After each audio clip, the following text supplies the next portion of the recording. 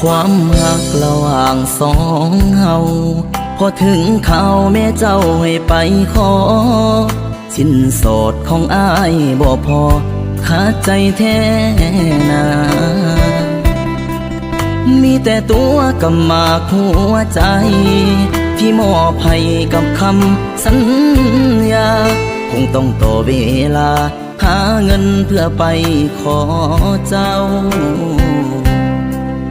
ต่อเวลาให้อายจักหน่อยเด้อคนดีหักสองเฮาคงไปได้ดีตามแผนที่วางไว้มีแต่หักแม่เจ้าคงบ่เอาเพิ่นก็อยากให้ลูกสาวสบายจำเป็นต้องหยุดพักไว้พักใจสู้ข่าวต้นทุนของอายบ่คือเขาหักสองเฮาอย่าให้มันจางลงขอเพียงให้เจ้ามั่นคงต่ออายคนนี้เงินพ่อมือใดอายสิไปขอแต่งลาคำแพงฝากบอกพ่อกับแม่อายหักเจ้าหักจริงหักแท้อายให้สัญญาขอเวลาอีก2-3 ปีหักษาของดีเสื้อไผ่เด้อลาฮอดมือเฮานัดสัญญาขอน้องแต่งงานที่เหตุใดตอนนี้ก็คือเพิ่มหักเฮาเข้มแข็งอย่านอกใจอย่าให้ไผมาแซงแทนที่ห่างเฮาฝากเดือนฝากดินฝากฟ้าจงรักษาคุ้มครองสองเฮาจะกลับมาสู่ขอแต่งเจ้าในมือเงินพอ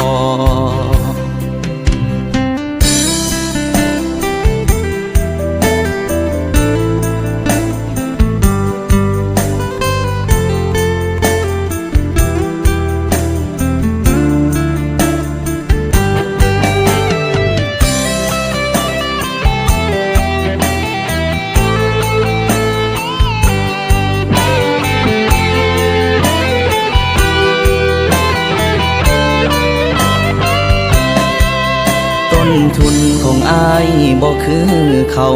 หักสองเฮาอย่าให้มันจางลงขอเพียงให้เจ้ามั่นคงต่ออายคนนี้เงินพ่อมือใดอายสิไปขอแต่งลาคำแพงฝากบอกพ่อกับแม่อายหักเจ้าหักจริงหักแท้อายให้สัญญา2-3 ปีหักษาของดีเสื้อไผ่เด้อลาฮอดมือเฮานัดสัญญาขอน้องแต่งงานที่เหตุใดตอนนี้ก็คือเพิ่มหักเฮาเข้มแข็งอย่านอกใจอย่าให้ไผมาแซงแทนที่ห่างเฮาฝากเดือนฝากดินฝากฟ้าจงรักษาคุ้มครองสองเฮาจะกลับมาสู่ขอแต่งเจ้าในมือเงินพอ